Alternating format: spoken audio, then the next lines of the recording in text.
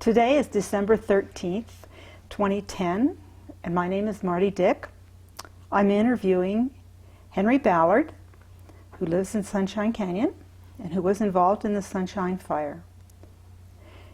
This interview is being recorded for Maria Rogers' oral history program, and it's being filmed by Megan Bose. Welcome, Henry. Thank you. Can you give us a little background to start with? Where do you live now?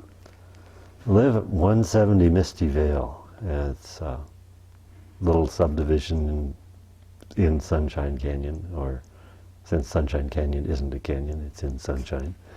There used to be 10 houses there. It was built in the 1960s. As a result of the fire, there are about 5 houses there now. So that's the sort of direction we're headed. And we'll see what happens in the next year or two. How long have you lived there? I've lived there since 1980. And the houses were built around? In the 60s. Everyone has modified their house. Some of them, one of them had burnt down before and been rebuilt, and everyone's added things, and so they no longer look the same. Most of them used to be all the same floor plan, and you could walk into your neighbor's house and say, oh, I recognize this. But it's not that way anymore. What's the square footage originally, and what's it approximately now for? The houses were all about 900 square feet. Basic 2 bedrooms, bath, and kitchen, living room. And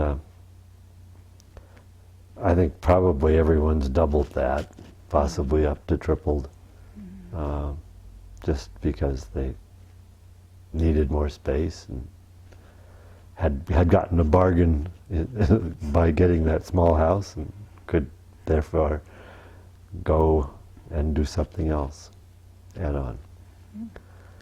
We went to about 2,400. Did a lot of that work, interior work, by myself, but so it's basically your some house. of it's done. Yeah, I feel a lot of ownership of that house because I did a lot of work.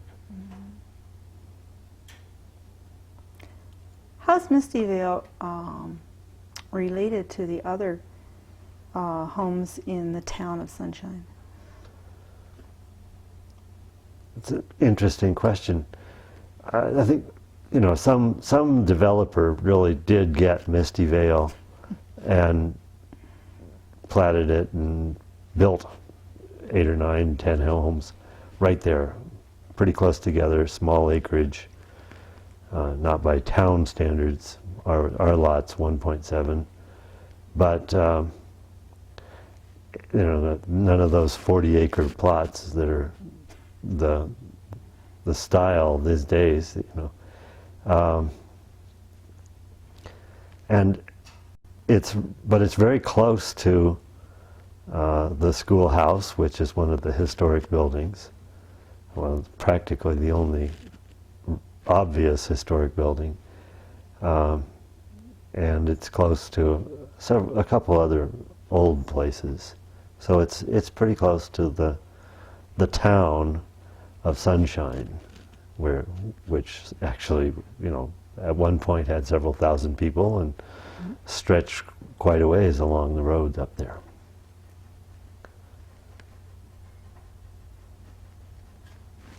How many houses are there altogether in the town of Sunshine, and including Misty Veil, a year ago? A year ago. Yeah. There must be, I guess, I haven't counted lately, it's hard to say. Half of our fire district maybe is on County Road 83 or Misty Veil, Whispering Pines, and that's the extended neighborhood. And that would mean it's 90 houses or something like that.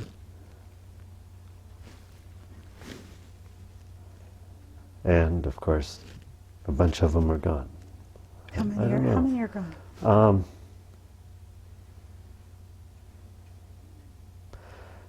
In that neighborhood, it might be about a dozen. Most of the big stuff was high on Sunshine Canyon Drive. Yeah. That it just took out everything. But Are more than half of the houses standing there along County Road 83? yeah,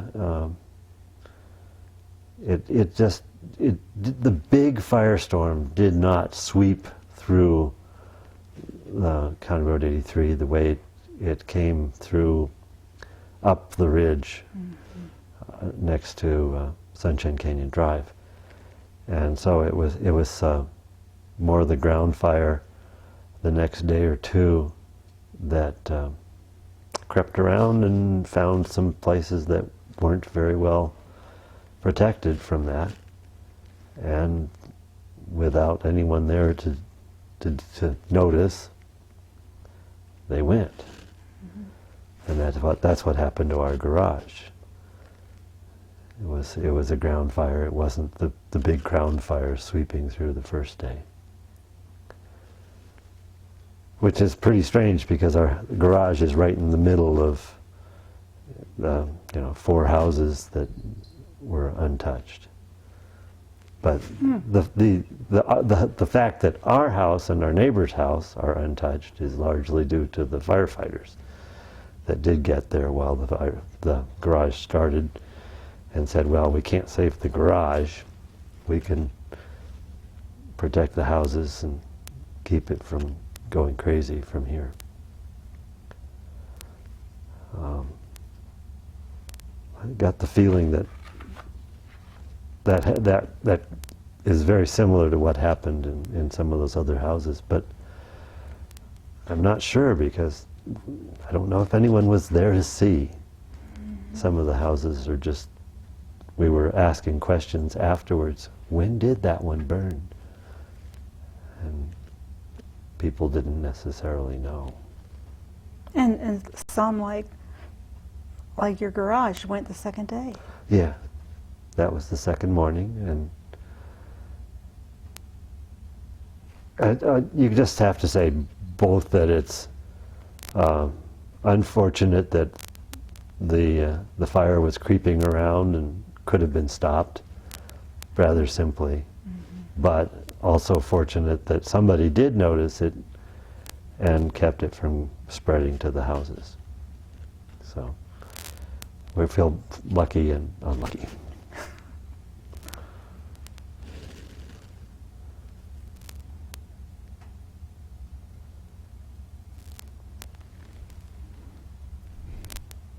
When did you start getting involved with the Sunshine Canyon Fire Department?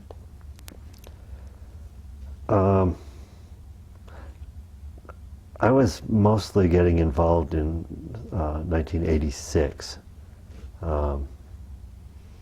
The real involvement was when the treasurer on the board of directors resigned and twisted my arm to replace her.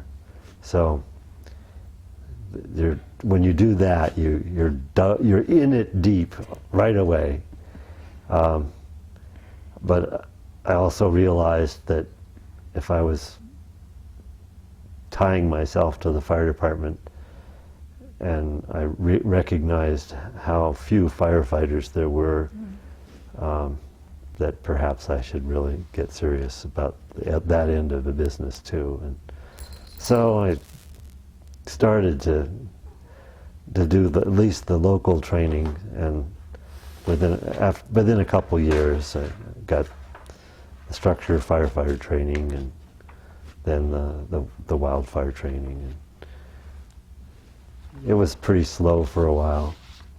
There weren't very many fires. It was pretty relaxed, which was a good thing because I actually had a job back then. didn't have a lot of time to devote to all the fire stuff, which can take as much time as you let it. So there's certain of the split between learning what's going on in your local district, and then there are the real classes, the structured fire, firefighter 1 and 2, learn how to ladder a building and go into the building with the self-contained breathing apparatus on, and withstand the high temperatures and find out what that's all about. And then there's the other track of how to deal with forest fires, and then there's the sort of mixed track of urban interface, which is what to do about forest fires that are right there next to your house, where it's not just a simple forest. It's a simple forest with some big values attached to it, and possibly people, and you can't just light a backfire and let it burn back and run into the fire and say, oh, no problem. So it was quite a few years of learning all these things and seeing the people in the forest, in the department, change around me and come and go. Eventually, I retired and was able to say, well, there were some more bigger opportunities as far as forest fire. We started to talk about sending a truck with crew out of district. This is just something that happens through the Northern Region Dispatch in Fort Collins or something, in the Forest Service, and all the forest fire. They try to coordinate all the resources so that when they need a big response, they know where all the people that are willing to come are. And our chief, in about 10 years ago, was very interested in doing that. And so he was getting people to sign up and say, oh yeah, we'll go, or we could be available. Maybe we'd split the 2-week shift and go out I'd go out for a week if you'll go out for a week. And we played games like that. But he also wanted to try to train up more engine bosses, because he was the only engine boss we had. And you have to have an engine boss if you're going to send an engine. Oh boy. Well, I thought, well, if they're willing to train me, I can try to be there for all this training and engine boss training. I mean, you got to do squad boss first, and that's not too bad. But they're all these task books that are a list of do this, do this, do this, and some of it is do this on a real fire. So you can't just do it and have somebody watching you. You have to go out on a real fire and do the job where it's under some sort of pressure, and demonstrate that you can really do it when it counts. So you have to wait for fires. That complicates things terribly. And you have to wait for fires that happen when you're available to go out and respond and stay out on them. I didn't think it was going to work. We'd go a couple years, and 1 year you go out and the fire's too crazy to get any chance to sit back and do some of those tasks that you have to sort of have some spare time. And if you're running around really putting out fire, you just don't have time to to think about which tasks need to be done and which tasks you haven't had signed off yet. So it's a challenge getting through these things. I mean, these are the same task books that the Forest Service employees go through, but of course they can actually do it on everything but the fire tasks, on just everyday activities. Mm-hmm. Let's work through some of those things. Oh, well, we just had to wait for real fires, and that just, I don't know, it took 3 years to get through it, and we were lucky that we had a fire to say, oh, before the task book runs out, you were supposed to do it in 3 years. And then you'd have to either plead for forgiveness for extending it or something. Anyway, I had a knack for being out of town when fires happened and say, oh, sorry, I can't be there. I would watch fires from far away. Sometimes you see them on the TV. Oh, Boulder's burning. Oh, great. But jeez. But we got some interesting dispatches.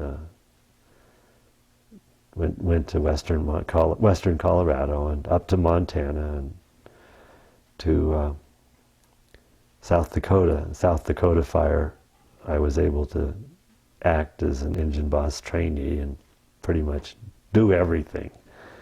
So we were able to finish up the task book, and of course the next year I took the whole summer off, so I couldn't do anything. But oh well, just can't be totally serious about this stuff. Are there particular tasks that you recall specifically as memorable in your training as a engine boss? You've mentioned a task book. Can you give us a bit of an idea? What's in it? What's in this task book anyway? Well, some of the things that absolutely have to be done on a real fire are things that you don't simulate anywhere else. I think actually signing into a fire, no, you don't have a sign-up desk except at a real fire, where you check in and get processed. And the other end of that is demob, where you're getting sent home. I mean, unless it's a real fire, there's no simulating it. Mm-hmm. And so you just have to find a real fire.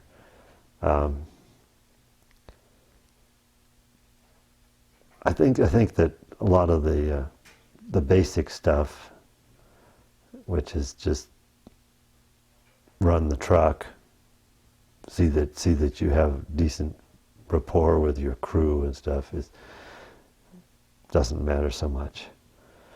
But it's been several years, and I don't remember very, very well.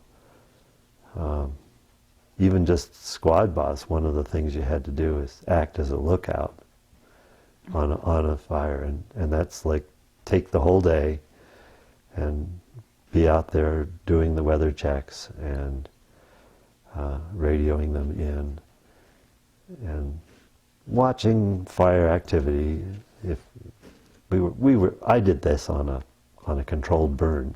Mm-hmm. So if you have a controlled burn, it's not so exciting. Hopefully, you never know. Some of them get very exciting, but you do try to still watch what the fire's doing and make sure that you're looking at the whole thing and not overseeing something or not overlooking something that other people have managed to let happen. lookouts are a very important part of this whole thing. And so it's good to have an appreciation for that end of the business. Some of us don't get a chance to do that very often. So it has to be arranged. We had to just go to a fire saying, what I want to do on this fire is be a lookout. And they say, okay, be a lookout, and go do it. So.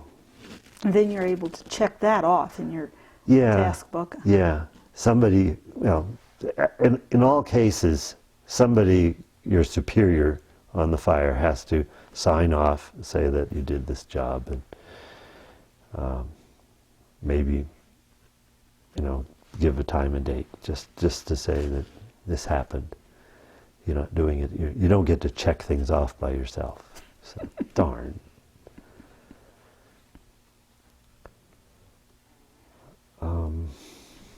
What's next? Were you a fire boss in the Sunshine Canyon fire? Well, Sunshine Canyon Fire, Fourmile Canyon Fire. I mean, let's call it by the real name. The real name. Okay. Maybe we should start actually with how did you first hear about the fire, and then what happened? So I was trying not to be in town when the fire started. We'd gone, my wife and I had gone to Pueblo, where her folks are, and it was Labor Day weekend. I mean, it's natural, you do something exciting on the weekend. So we were down there, and our son had come into town, so it was a little bit of a family reunion. And, but my wife's brother knew where we were, and he's a fireman, and he stays in touch with all this stuff.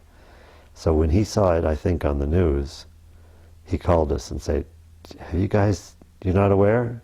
There's a big fire just west of Boulder. I think it's up close to you." And we said, "Oh, thanks," and started to try to find out what we could. And what happened was my son pulled up some pictures that one of our fellow firefighters had taken early in the fire, and he posted them on Facebook or something, and he could look at those on his mobile phone. Whoa, look at this. It looked entirely too real, very big. And I said, well, maybe this is my chance. I'm not so far from home, and this looks like it'll last more than just 2 hours where you can't get there in time to do anything. And if this is the big one, then I should go home. And I tried to call the chief up here, and he rather agreed. It was pretty hectic. So I pretty much packed up and came home and tried to see if I could get on the fire. Of course, I didn't have my fire gear, and we'd already been evacuated. I couldn't actually evacuate, couldn't go home. Might have been able to arrange to, but it was pretty ugly up here that first day, so it might not have been a good idea to try to go home.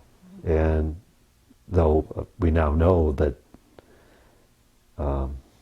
at least the house was still there, and even the garage was still there then,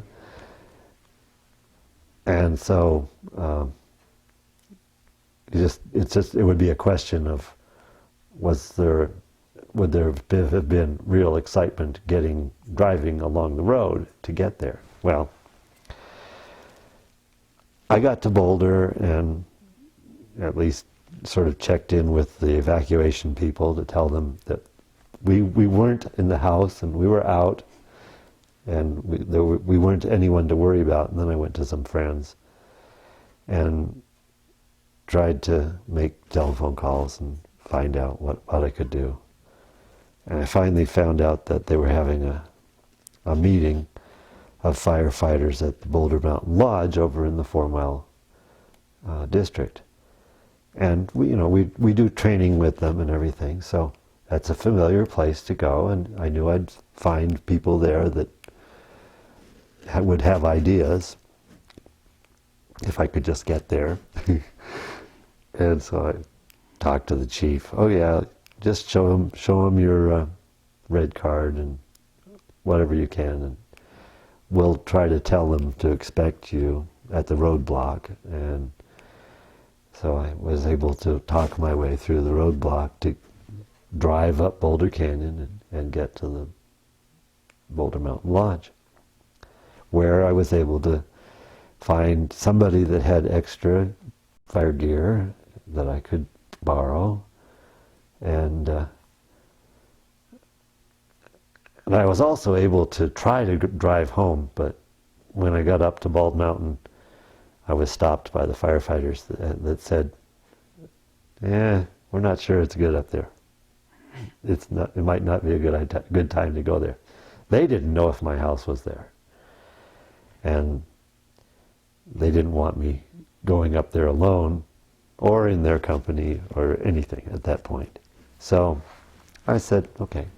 I just drove back out and at least had a plan for the morning. And so I was able to be an engine boss on the fire for the next 7 days. And 7 days of being on fire means 14 or 16-hour days every day. Report to the briefing at 6 o'clock in the morning, and do it, work until whenever they let you off, which is usually 8 or 9 o'clock at night. And somewhere in between, try to get some food and sleep in order to be ready for the next day. Now, what we did, well, the excitement was mostly over. I got to watch my garage burn, at least the last little bit. They let us back into our own district. It makes sense to put people in the area they know, and where they can help the other people that don't know the area.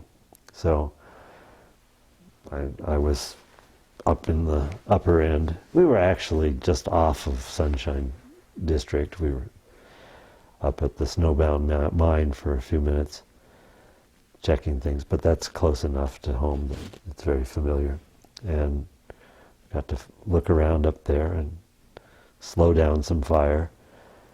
And we were going to work our way down the road, checking each dwelling to make sure that if a dwelling was still there, that it looked like it was going to stay there. It wasn't fire threatening it imminently. And sort of, if there was no dwelling there where there used to be, well, note that and figure out, we don't need to worry about that one anymore. It was quite the tour to drive up there and say, things are gone, first sight. You're driving up Sunshine Canyon Drive? Did you start from Boulder and drive up Sunshine Canyon Drive? Yeah. So we're doing the usual drive towards home. Mm-hmm. And at that point, when you hit Bald Mountain, you go across the red pavement where the slurry had stopped the fire there. At least that's the way it looks. And then you're in the black zone. And boy, is that a dramatic change. Well, so we were working our way down Sunshine Canyon Drive, and I got the call on the radio that said we could use some help, some water support at the end of Misty Veil. And I said, oh, now I get to go see what's going on at home. And so we moseyed off in that direction. Nothing is high priority right now. I mean, if they'd said rush, we could have rushed, but they didn't say anything in particular. They just, this is the next assignment. drop what you're doing and proceed in this direction. But on the way down, the other Sunshine engine that was right there came up the road, stopped, and waved us down, and came over.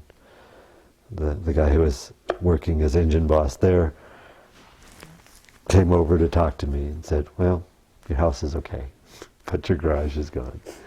And so he told me enough, so I was prepared for what I was going to see when they came around the corner, and that was good.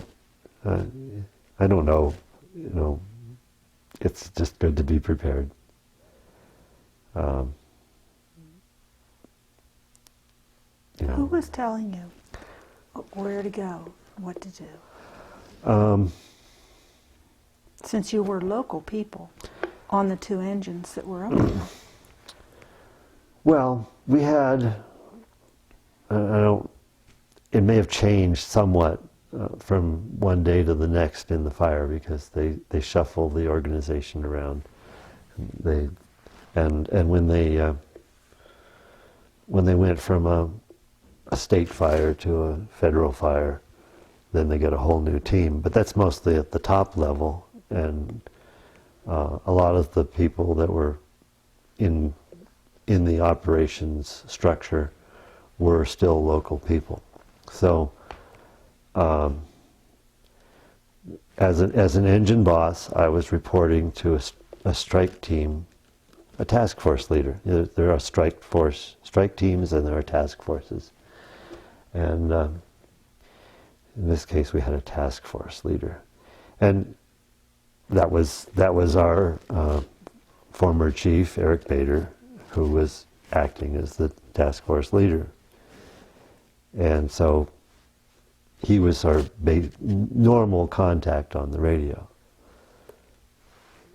And he was probably driving around looking at what needed to be done, getting reports from the other engines that were in the area,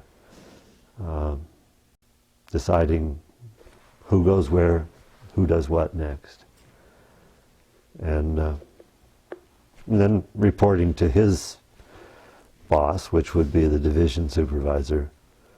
And I don't know who that was offhand, to tell them what was going on. But that's part of the incident command structure from the engine boss's point of view. And it goes up there into the sky, and there's more people up there than how many levels. I mean, we have a task force leader, a division leader, and then there's a branch.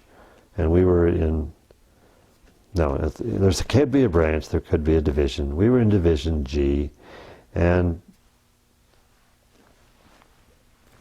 that's about enough. There were about 8 divisions on the fire, and that's usually a geographical separation of a fire into a bunch of different areas, so that they're just large enough that you say, well, we can't have one person running the whole thing. That's just too much. So we'll have a bunch of divisions and hand each division off to somebody. About how many people were involved? Well, you had eight divisions, you said, and how many people in each of those at max, I guess? Well, there's no each of them. Some of them were pretty small divisions, and there was a division that was the utility division. That was a group that was accompanying the XL people into the fires areas. That whenever they needed to work on power lines, and so that's a small division. But our division probably had 20 engines, and probably, I don't know, 3 or 4 hand crews. And so the hand crew is usually about 20 people, so there you have 80 people, and you have 2 or 3 or 4 people on every truck, and so that might have been another 75 or 80 people, that just one division. And I think there were 1,000 people on the fire when at the peak. So I didn't get to sit back and read the paper, and I don't think they really told us at the briefing. It's just, but you can sort of add up the numbers on the document that they do hand out, the incident action plan, and it goes on and on and on. So a lot of people out there. How many trucks do you think it total?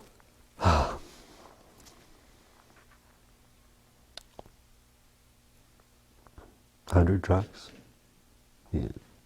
Coming from as far away as? Well, I know that there was a water tender crew that we worked with that was from Reno, another from South Dakota, and the nice thing about this fire, as far as the fire world, was that nothing else was happening. So all these other resources were available, and they were happy to come. It wasn't a big fire year, except in our district, and so there was no real problem getting resources. This can be a problem some years, because if there are fires everywhere, they're scraping the resources everywhere they can find them, and they'll ship them all over the country. But in this case, people were happy to get the assignment. A lot of people live on that sort of thing, because those guys are the pros. They're just waiting for these assignments, and when it comes, they're ready. Of course, they're also paid fairly well. Everyone is paid. Talk about that. Well, when the state and then the federal management takes over the fire, they start paying everyone. In general, if you respond to a fire, you're supposed to assume that the first shift, 12, 16, some magic number of hours, is volunteer. But if it's a big incident and somebody starts taking over the incident, they start paying. And that's part of the agreement. It's a little bit weird when the fire is in your own district. You don't get the formal request to respond and through dispatch. You're there, and you can hardly help fighting the fire, because what else is there to do? You've been evacuated from your home, and it's the obvious thing to do at that point. But it does soften the blow to think that you're getting paid for spending all that time out there. You're right there with all the other guys that are being paid. Yeah. So it's nice that you're not being singled out. Oh, you're a local. You don't have to. Anyway. Where was this? Where was the headquarters of the command? Incident Command was at the new Boulder Fire Training Center, which is out by Boulder Reservoir. And they've just finished that new training center in July or so. I hadn't even been there before I had to report out there for the briefing. The first morning briefing was South Boulder UCU campus, actually. They hadn't moved out to the fire training center, but by the second day. I think maybe that was when they became a federal fire, and they looked for a bigger place to put all those trucks and camps and where to put up their kitchen, all the showers, all the stuff that they bring in on a big fire. Which is pretty amazing to see what goes with a big fire. You know, they have a semi that has a kitchen in it. You know, they can crank out meals for lots of people who have no time to eat, want to eat now and take their shower and go to bed, and get back up in the morning and eat again. And the semi that has the showers in it, which is another cute facility. They've got it all figured out. It's nice when they've got it. Sometimes it doesn't get there for a couple days. That's called initial action. When you're first fighting a fire, you do the best you can with what you got. And the people in charge will try to get you food and try to get you a place to stay and try to get you rest, but who knows? Whatever happens, happens. And we had people, I know one Gold Hill firefighter said he was up for at least 35 hours straight, you know, at which point he was dead on his feet, and if he just slowed down, he would go to sleep. You know. So it was crazy. Yeah. So you get lots of crazy stories like that's going on. One of our engines was out from the first day until the second day, and I don't even know if we knew where it was. Midway through that second day, it showed up back at our station. The guys said, "We're done." They'd had it. They'd been on it for 24 hours straight, maybe 26, I don't know, but they were tired. Well, one of them was tired. He was ready to quit. And the other one was ready to, maybe just a couple more hours. So we switched trucks. I took over that truck, and he joined us, and we finished out a few more hours of that day before he went home. We were very loose about who was on the trucks in our group. How many people are customarily on a truck from Sunshine?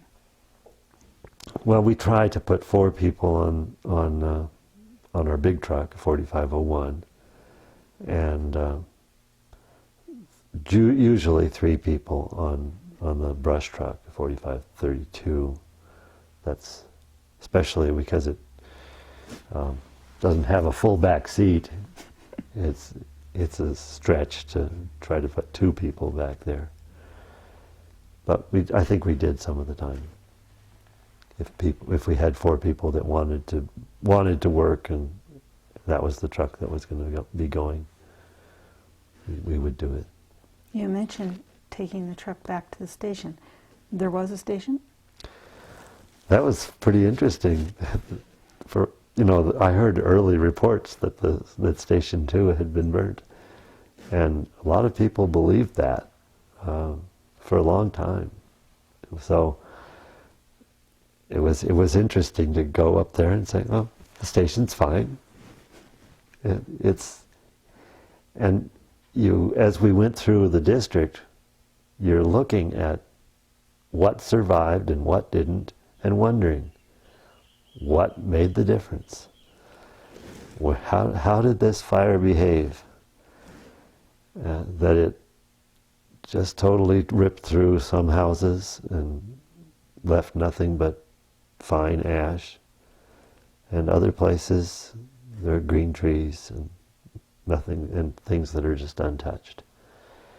The Sunshine Station 2 sits close to the ridge, but it's back from the top of the ridge, where it crests over, and I think that the fire just blew right off the top, and then it crept around in various places and did burn a lot of the trees and the ground near the station.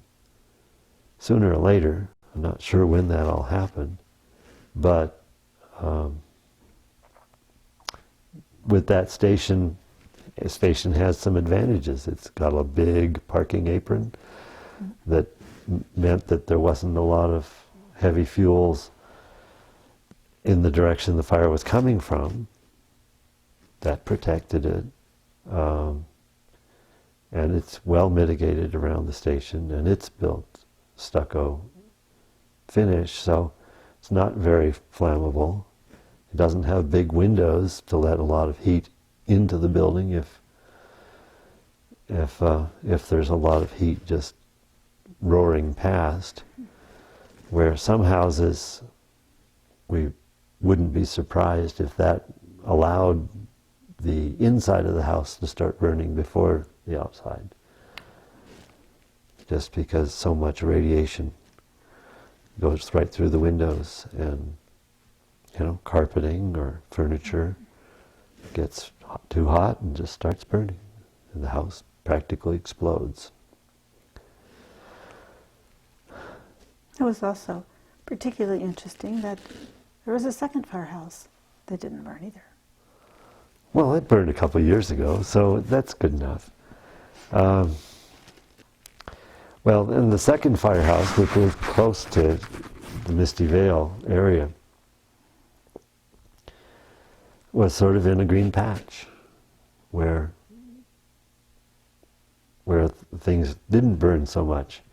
I mean, it's sort of surrounded by roads, which are nice fire breaks, and although one of the houses right across one of the roads from it burned, the other house that's right across the road didn't. And I think that was probably due to the efforts of some of the people who didn't evacuate and who were running around doing everything they could to save houses, to stop the fire. And they were successful in a lot of places. And I don't know how many of us have to thank them, except that one of them did see our garage going and went and grabbed the firefighters and said, "You can save those houses if you can just get down there and do it now."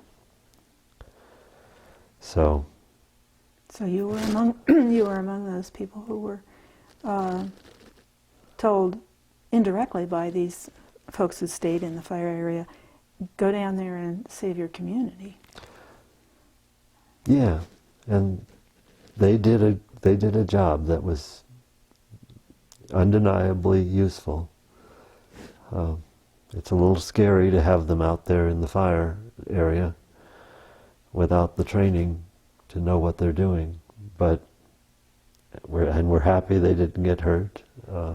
We're really happy that nobody got hurt, seriously hurt in the whole fire. Certainly no one was killed. But everything that went on in that couple of days, there's a lot of wild stories, and we'll never know exactly who did what, where, what made a difference.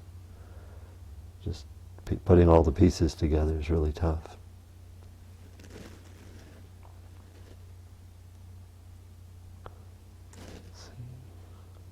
So when you and your engine and maybe another engine went down the Misty Veil the second day, what was it you found?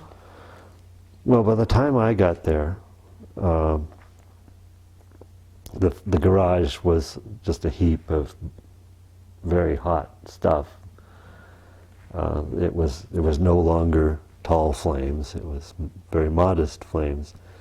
But when the first guys got there, they could see that the garage was just starting to, was significantly involved, I think, but not huge yet. And what they needed to do was foam the house to protect it from burning, foam the neighbor's house to protect it from burning, and cool off the propane tank that's pretty close to the garage. It's the neighbor's propane tank. Got to cool that propane tank to keep it from venting and loosing a bunch of propane, which could cause lots of problems. And so they did a nice size up and figured out what to do there, and took care of that exposure, kept the garage fire from running over and burning our house. We lost a couple windows, probably when the cool foam hit the hot windows and cracked them, but pretty minor damage. Not much smoke got in the house. We'd left it pretty closed up. Intentionally? Well, just... Well, you didn't even know. We didn't know, but we were gone, and we don't generally just leave a lot of windows open. Even early September, nights can be cool, so just close it up. And it's enough to open it during the day if you need it, but at night it will be. And we were going to be gone. We were gone Friday, Saturday, Sunday, I think, and probably going to be gone until Tuesday or Wednesday. I don't know. That's a long time ago. So you lost your garage, and you lost a lot of things in your garage. Still counting them. Yeah, it's a lot of things. I think I'm up to 1,100 something things. Some of those are multiple things, but yeah, it's pretty amazing what can be in a garage, and we'd been collecting it for 30 plus years. Some of those things were just tool things, woodworking tools, or work on the bike's tools and work on the car's tools. Some of them were inherited tools from family, so that there was a delightful item that was like a 50-foot long tape measure in a leather case, that instead of being marked off in inches and feet, it was marked in bricks, because it was owned by a mason who worked in bricks. Didn't need to know how many feet it was. He needed to know how many bricks long something was. And I don't know what value that had, but it was a neat memory. And you think of that and you say, it was a memory of the guy that used to own it. And we don't have very many things that he used to own. So it's gone. Leather case. There might have been a little brass winder on it that might have survived, but if so, I didn't recognize it in the rubble. And so it's just gone with all the rest of it. We sifted through the rubble in order to find all those pieces, and recognizable tools. Anything that's steel is pretty recognizable. Sometimes they get warped, and if it's a tool, it probably won't hold an edge anymore, because the temper is ruined by the heat. And I can go back and test some of those things and see if they're any good, but in general you just assume that it's not. And so I sort of sort those out so I can put them on the inventory.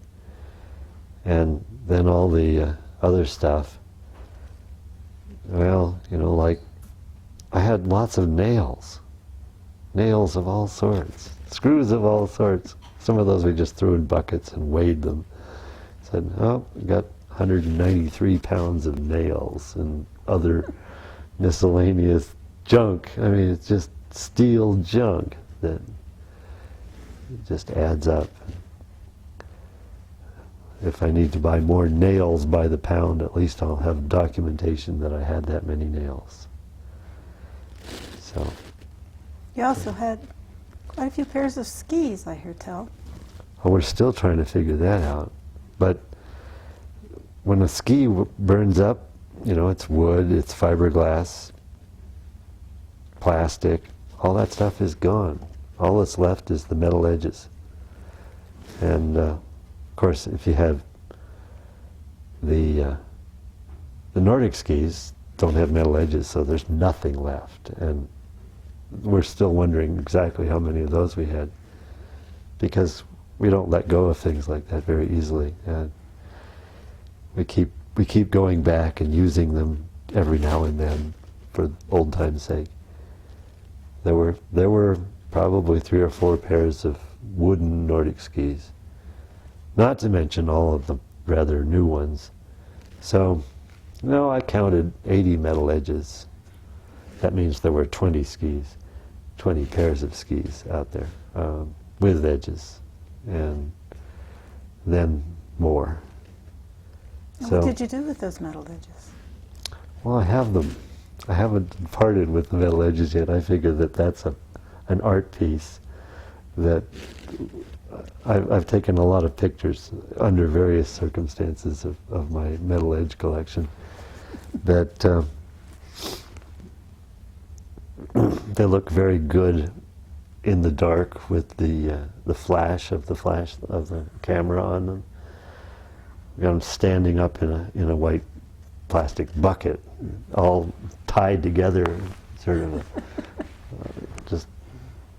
of a smokestack of metal edges. But you know, I'm not sure what the ultimate thing is. I mean, they'd be great for art. Mm-hmm. They'll bend in all sorts of any direction you want. So we could make almost anything out of them that we wanted to. If we just had some inspiration.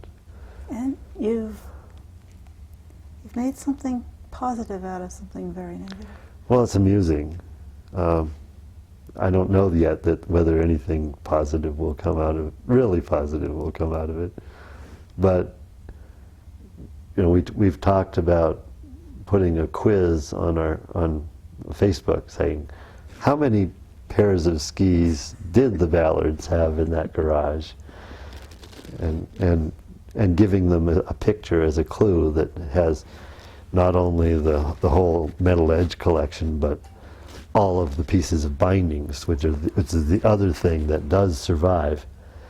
And there's just, the garage floor is clean, but there's this array of binding parts, all the 3-pin bindings, all of the, it's just. And so what is to become of the remnants of the garage? Are you planning to rebuild? We've got an application for a building plan. It's in the county now. So, yeah, we hope to start in a few weeks. So, you're starting over. Well, we just can't imagine living there without a garage to store all our stuff in. It doesn't fit gracefully inside the house. So.